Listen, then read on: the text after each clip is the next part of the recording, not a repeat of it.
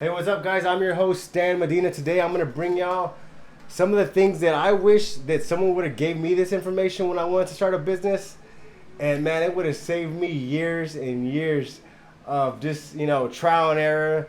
It would have saved me a lot of money. But you know what? I'm here now. I'm glad I can share this information with you, and I guarantee it's gonna change your life. So today's thing is how to start a business. I get emails and I get texts from time to time. Hey, Stan, what do I need to do to get started? Like, how do I even get started?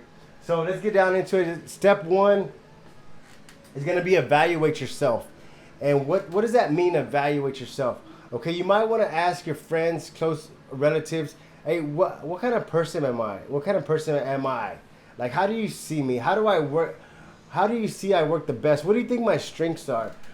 And you want to start to get this information to see what kind of person you are, because see, we're not experts in every area. We don't have all the personality strengths. So we got to see, okay, what is my strength and what am I going to use to my advantage, and how am I going to use my strengths to get me to the next level? And a book I can highly suggest is going to be, what is the book? It's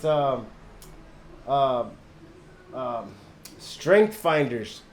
Google Strength Finders, the book, or go to Barnes and Noble and just buy the book. It's going to be 20 or 30 bucks. What the book is, it's a personality assessment of your strengths. So what the heck is that? Like, what are we talking about here? Okay, you want a Strength Finder is a book. You buy the book, you tear the back off. It has a code on the back. You enter the code online, and it's gonna give you a series of different questions. They're not difficult questions. They're just kind of like just random common questions. All right. You answer all the questions. It's gonna send you an email back with what your strengths are. And so some of the strengths might be, you might be a responsible person, you might be a visionary, you might be an action person, you might be analytical. Like, what is your strengths? And in the book, it actually defines your strengths. You're gonna have about 5 strengths, from top strengths to the bottom strengths. You're gonna say these are your top 5 strengths. And then in the book, it shows you how to use those strengths to your advantage, how to use them in business, how to use them in your everyday life. And I guarantee after you read what your strengths are, you're gonna be like, oh, now I know why I'm like that. Now I know why I do this. You know what? I do this because of this, and it's gonna make you a wiser person. So evaluate yourself. Business ideas. Start brainstorming different business ideas. There's no such thing as a bad business idea. You want to just have different ideas. Just come up with different ideas, whatever you feel you might be a good business. One of the secrets to having a successful business is you want to make sure that it solves a problem. You want to make sure that it's a need. You want to make sure that there's always going to be someone seeking a solution to a problem. And if you can solve that problem, it's going to reward you. Market research. So do some research on whatever your business idea is. If your idea is, let's say you want to open a carburetor shop, and you're going to say, okay, well, how many vehicles in my area actually have carburetors? How many vehicles actually still work on carburetors? What kind of carburetors are they coming up with? So do some market research and just get some more information on the actual business you want to get involved in. Feedback is going to be very important. So you got to be open whenever you ask for feedback, and you want to listen to the feedback. If someone says, you know what, I don't see how that's going to be a good idea. I don't see how that business is going to make money.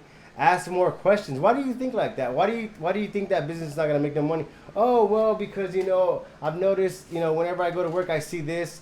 Oh yeah, well, tell me more about it. Tell me more. And what's going to do, it's going to open up your way of thinking about the business idea. So whenever you ask for feedback, you're just feeding your brain more ideas. And it might even improve your business idea. So asking for feedback from friends and family, and you know what, one thing you can actually do is you can actually go as far as making some business cards. Make some business cards. See if you can get some sales. Like, say, you know what, I'm going to open this business. Here's my card. Let me know if I can help you. And if you start getting calls without even having a business set up yet, that's a good sign. Number 5 is make it official, man. Make it official whenever you decide. After you have an idea, you did some research, you got some feedback. I want to get a name. I want to get my tax ID number. I want to get some bank accounts. I want to get everything kind of going. I want to make sure that I can make a transaction if someone comes to me. You don't want to, that's the last thing, you don't want to open a business and then they come to your business and they're asking you, okay, well, who do I make the check to? Who am I going to make payment to? Oh, well, just make it to my name, or make it to my wife's name, or it's going to make your business look shady. Make it official. A business plan is going to be very helpful. I didn't have a business plan when I started. I just kind of jumped into it. But whenever I took the time to develop a plan, it actually helped me. It helped me move forward fast. You know, it helped me. It probably moved me about 5 years faster just having a plan, because I was just working the plan every day. So I have a plan, and so the plan. What is the purpose of the plan? So you want to have a plan because if your business is going to require like funding, if you're saying, you know what, I'm going to probably need some working capital, having a plan on paper, it looks a little bit more, it's a little bit more sellable than you just trying to tell somebody your vision or telling somebody the plan. Having some numbers, having some graphs, letting them know you did some research and know that you invested time in researching the business that you're interested in, they might be more likely to lend you the money. Okay, so basic planning it's gonna be very helpful. Remember, what is the plan for? Is it to buy equipment? Is it to get funding? Is it to get vendor accounts? What is the purpose? I remember when we started marketing to different paint companies to get paint products. They wanted to see our business plan. They wanted to see where we were going. So we structured our business plan with the information they wanted, because they wanted to know how we were going to do in sales. They wanted to know who was going to be using that product. So the business plan is going to be for different things. So you might have to come up with a general business plan, and then you might have to tweak it for certain things. Like a bank, if you're trying to get a line of credit, they might want to see who you're doing business with. So you might want to add that in your business plan. Okay. So funding. So business plan is going to lead you to the funding. So whenever you go for funding, whenever you're going to go to your bank, whenever you're going to go to a private lender, they're going to want to know your business plan. One thing about having a business, if you have a job, a big mistake that people make is like once they start a business, they quit their job. Keep the job, because that's another source of income. So now you'll have two sources of income. Don't think, okay, I got a business now, I'm going to quit my job. Discipline yourself to try to do both, and do it for as long as you can, because that you're already making money there. This is just going to be extra income. So what you do with your business, the money you make from your business, reinvest it back into your business. One thing about a lot of business owners, that whenever they start a new business, and I hear this from a lot of different people. You know, I deal with people that open body shops or mechanic shops. Who's y'all's targeted client? Oh, we target everybody. We do everything. We'll do motorcycles. We'll do race boats. We'll do cars, trucks, fleet, diesel. You know, and I say, well, what's your highest profit margin? What's your higher profit margin area? I don't know. I've never thought about that. I said, well, you should maybe take some time and figure out what your service is going to be and stay in that lane. If your thing is fleet vehicles, because that's where you make the most profit, stay in that lane, because what happens is you say, okay, we do fleet, we're going to do boats now. And so fixing boats is going to require different equipment. So now it's taking money to invest in this equipment, and so you're not really staying in your lane. So make sure you stay in your lane. Make sure you focus on one particular service, master the service, get it down to a science where you're making the most revenue and you're getting the most profit off that service. Building a team, so ask for help. When building a team, a lot of business owners, they want to do everything. They say, you know what, I do everything around here. I have to do everything. Well, one way to avoid that is ask for help. Once you decide your strengths, that's good. Once you identify your strengths, it's going to be easy for you to identify strengths in others. So if you know if you start a business and you're like, you know what, I have to be in the shop a lot. I have to be working on the cars a lot. I need someone to help me manage. I need someone that's organized. Who do I know that's organized? Who do I know that and they can maybe help you part time, and that can be, a stay at home mom. Maybe one of your friends is really organized. You're like, man, this dude's pretty organized. His car's organized, his house, his tools are organized. You're like, hey man, would you like to help me part time and just keep my office organized for me? Ask for help. People always want to help. You'll be surprised how many people will ask. I want you to try this. Instead of asking for someone to do something for you, ask them if they'll help you.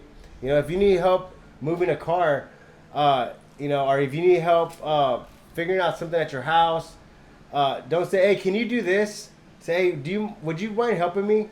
I'm trying to figure out how to build this fence. Yeah, man, I'll help you. People have a need to want to help. So ask for help. Location. So one thing about opening a shop or any kind of business is location. Most people that want to open a shop, they're like, you know what, I just need something cheap right now. I just need something cheap to get started. Okay, well, if you find a cheap location, what kind of traffic is that going to generate? So if you have, let's talk about automotive shop, okay? If you want to do high-end vehicles, if you want to do vehicles that have a good return on them, you're probably going to want to be in a better location. Nobody's going to want to take their vehicle to a bad side of town where they're not really sure if the vehicle is going to be safe. So, or they're not going to want to drive to that side of town to buy your product if they're not going to feel safe. So make sure you keep that in consideration. You might have to pay a little bit more for rent on this area, but it's going to attract a different kind of client. So make sure you're aware of that when you're going to pick location. So these are some of the basic things to get your business starting.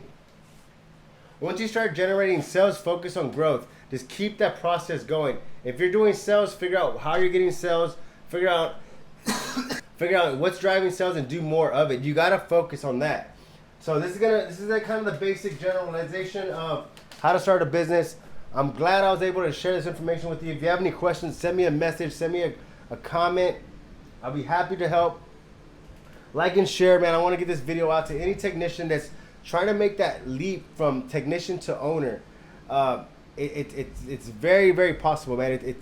All you have to do is have the right foundation, the right guidance, and the right mindset. That's really what it requires. Like, it doesn't require, nobody's born with special talents.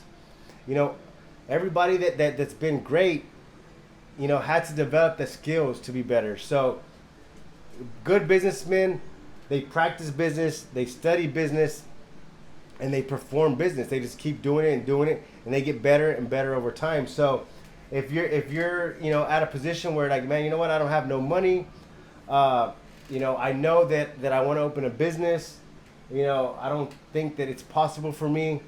It's very possible for you, and I believe in you because, I remember I started off washing cars, I started off washing cars, and I didn't even imagine that we will be where we're at and the amount of growth that we've achieved over the couple of years. And this just keeps growing. And as I grow in business, I'm going to bring y'all more and more valuable information. I just want to bring you the realest information that I could to get you to the next level.